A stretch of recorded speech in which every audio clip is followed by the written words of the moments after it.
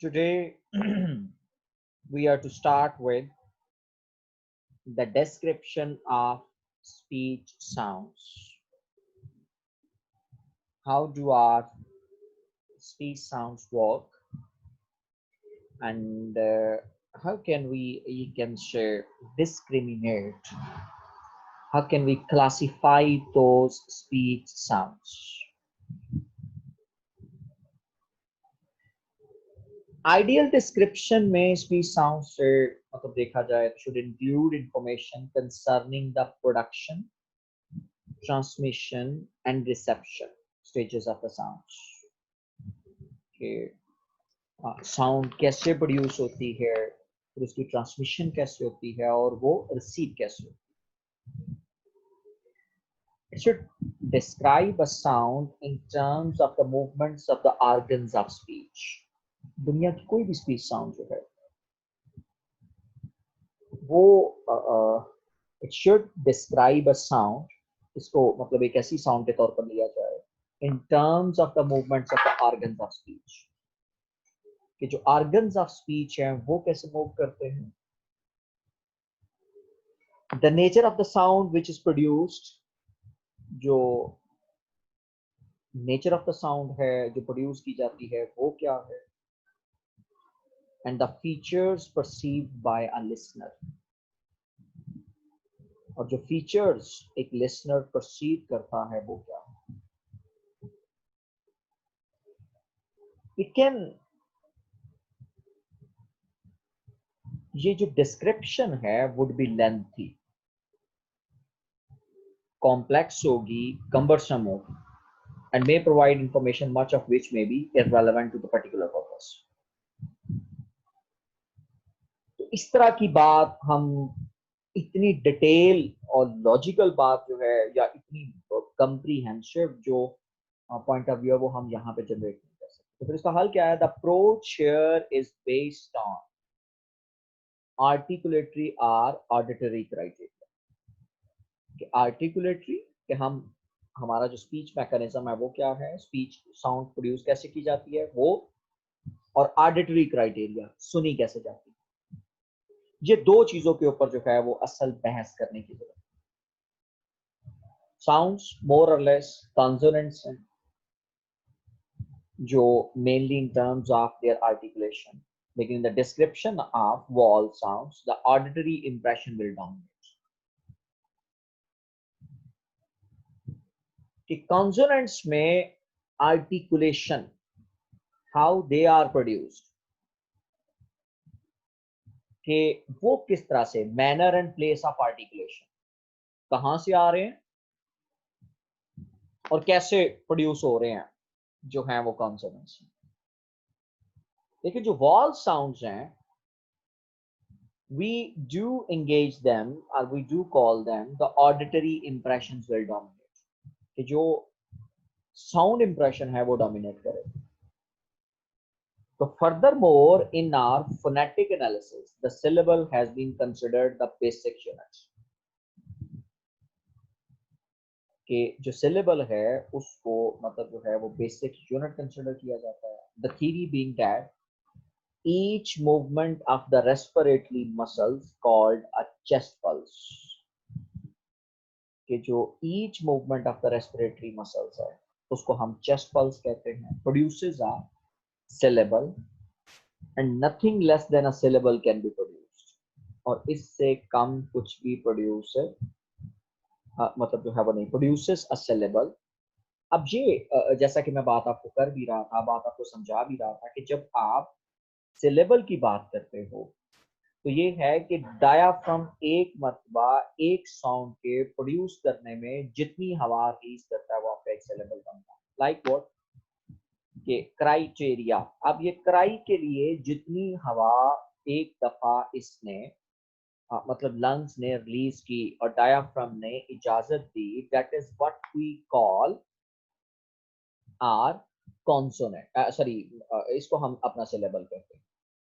और ये एक बात यहाँ पे क्लियर है कि each movement of the respiratory muscles, कि रेस्पिरेटरी मसल्स की जितनी हरकतें होंगी हमारे मतलब चेस्ट में और लंग्स में, ये बात याद रखिएगा कि उतनी ही चेस्ट पल्स जो है वो उतने ही सिलेबल जो है वो प्रोड्यूस हो। अब आ जाते हैं description of the speech sound की तरफ कि स्पीच साउंड्स जो हैं वो क्या है, सिलेबल क्या है, वॉल क्या है एंड कॉन्सोनेंट क्या है। जी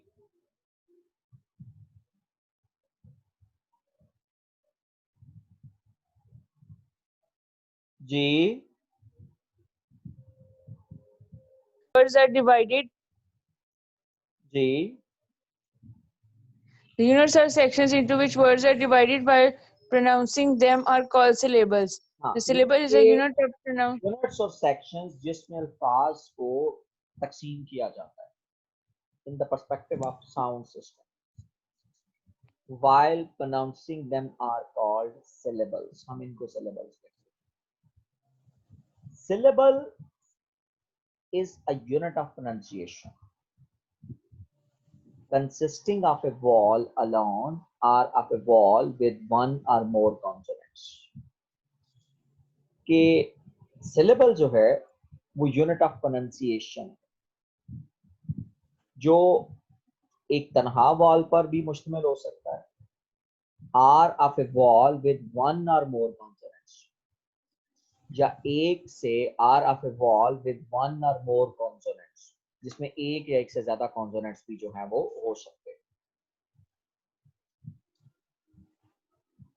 अब सपोज आई, ये एक सिलेबल और ये एक सिंगल वॉल पर है, और व्यू ये भी एक सिंगल वॉल है, व्यू लेकिन सिलेबल है। नहीं सर, ये वॉल मतलब वॉल और जमा कॉन्सोनेंट मानना चाहता हूँ, व्यू के साथ मौजूद है, जैसे ब्यूटीफुल में हम लोग देखते हैं पिटार्ट या कैट एक सिलेबल है लेकिन वॉल भी मौजूद है और कॉन्सोनेंट्स भी मौजूद है। A vowel is the nucleus and consonant a marginal element in syllable। किसी कोई भी सिलेबल की आप बात कर रहे हैं, आप किसी भी सिलेबल को आप उठा कर देखिए, ये एक बात तयशुदा होगी कि जो आपका वॉल है वो असल में न्यूक्लियस होगा। वॉल आपका जो है वो that will play the important role, that will be the nucleus, कि वो न्यूक्लियस होगा और जो कॉन्सोनेंट होगा वो मार्जिनल एलिमेंट पर होगा। यानी कि सिलेबल बगैर वॉल के एग्जिस्ट नहीं कर सकता, बगैर वॉल के सिलेबल स्टैंड नहीं कर सकता। That is a consonant either at the beginning or at the end of the syllable. Consonant जो है वो या तो बिगनिंग पर होता है या एंड ऑफ द सिलेबल पर होता है। A consonant at the end of the syllable is a resting consonant। यानी कि जब वो कॉन्सोनेंट साउंड जो है वो एंड ऑफ द सिलेबल पर सिलेबल के लास्ट पे आएगी, जैसे कैट, आप ये देख सकते हो ट के बाद आपकी साउंड मजीद रिलीज नहीं होगी, कैट ट, जब आपने ट प्रोनाउंस कर लिया there is no releasing of sound, so that is the arresting consonant। ट जो होगा वो arresting consonant होगा, and at the beginning of syllable is called releasing consonant, जैसे ब्यू। अब यहाँ पे ब जो है वो कॉन्सोनेंट है लेकिन इसके बाद वॉल साउंड है तो ब्यू। अब ये हवा अभी भी रिलीज हो रही। The marginal elements are not obligatory, these may occur either before the nucleus or after the nucleus। Marginal elements की कोई अहमियत नहीं, ये बिफोर द न्यूक्लियस भी आ सकते हैं और आफ्टर द न्यूक्लियस, और some before and after the nucleus. The word pick consists of one syllable, P, A and K। ये तीन साउंड्स जो हैं वो यहाँ पर which consist of two marginal elements, P and K, ये दोनों मार्जिन पे हैं, रिलीजिंग कॉन्सोनेंट्स हैं। ए जो है वो रिलीजिंग कॉन्सोनेंट है, का जो है वो रेस्टिंग कॉन्सोनेंट है। प के साथ जो एयर है वो रिलीज हो रही है और का के साथ एयर जो है वो स्टॉप हो रही है, रेस्ट हो रही है। End of a nucleus E which is wall, it's also possible to have a cluster of 2 or 3 consonants before and after the nucleus के जो है वो 2 या 3 consonants होते हैं before and after the nucleus. For example, in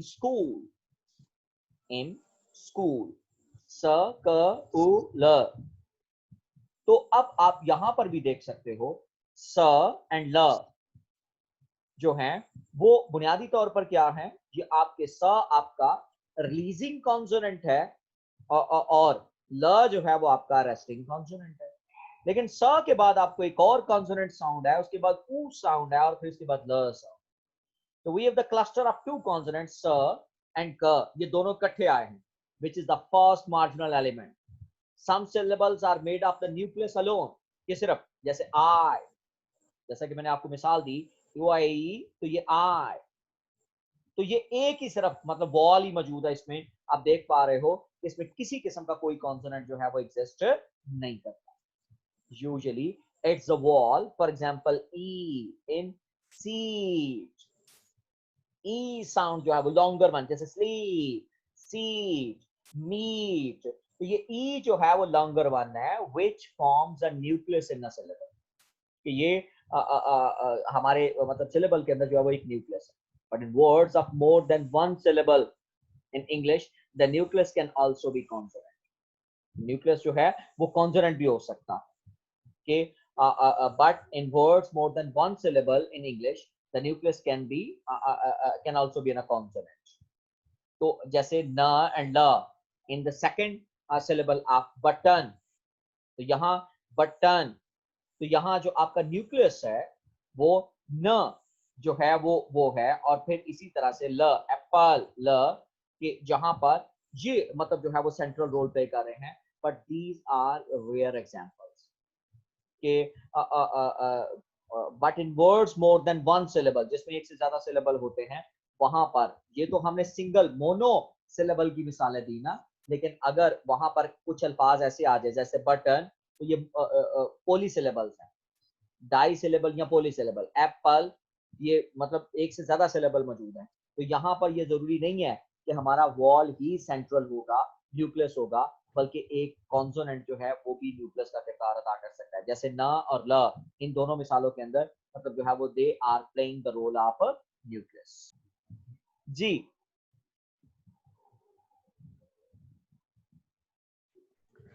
It is also possible to explain the syllable in terms of the pulmonic airstream mechanism.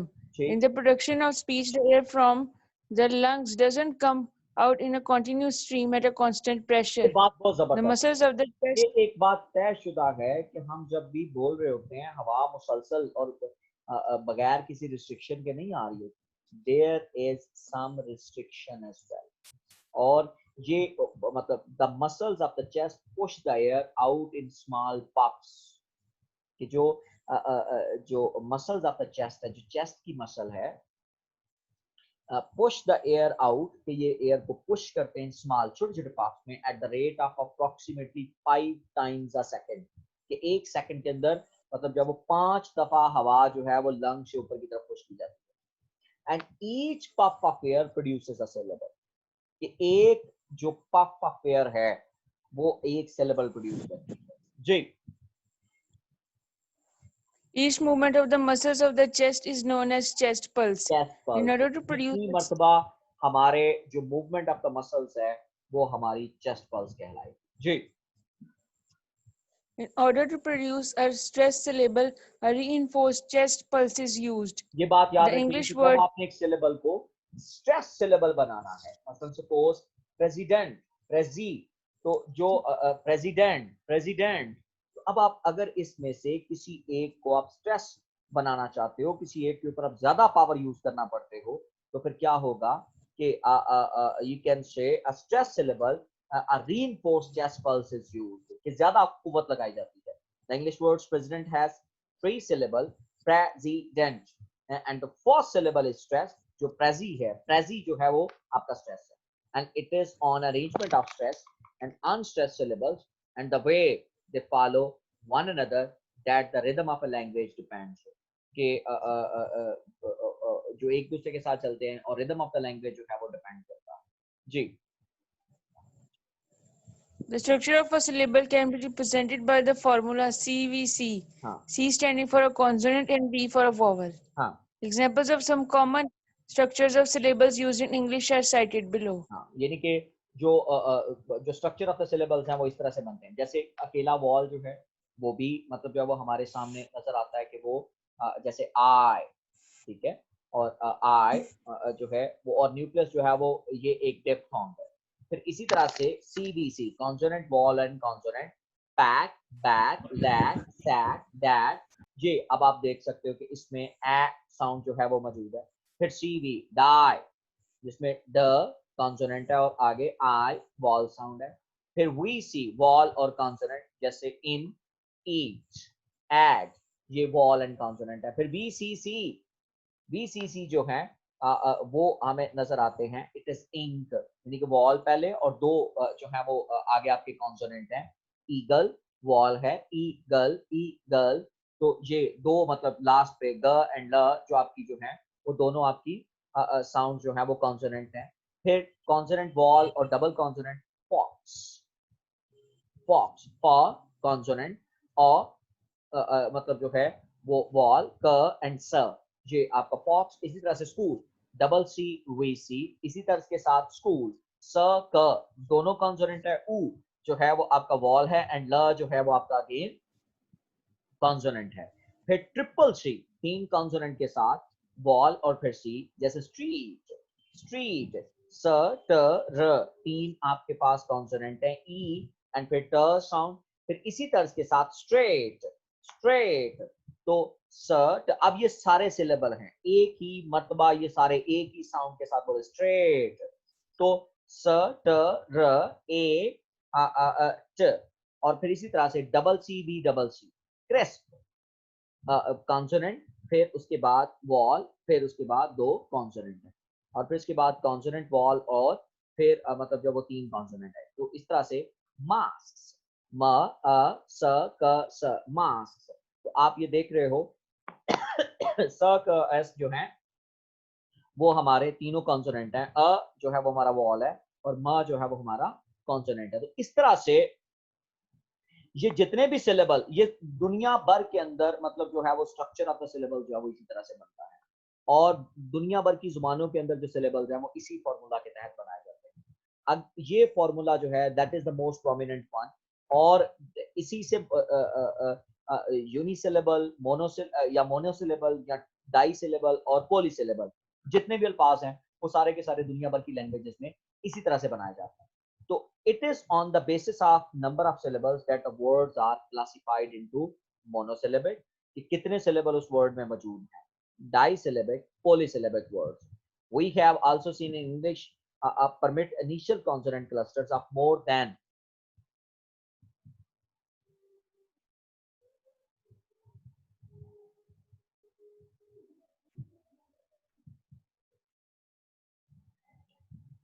C element in words such as sky, so SKICCV, and up three consonants in words such as script, so S K R E P T, so CCBCC.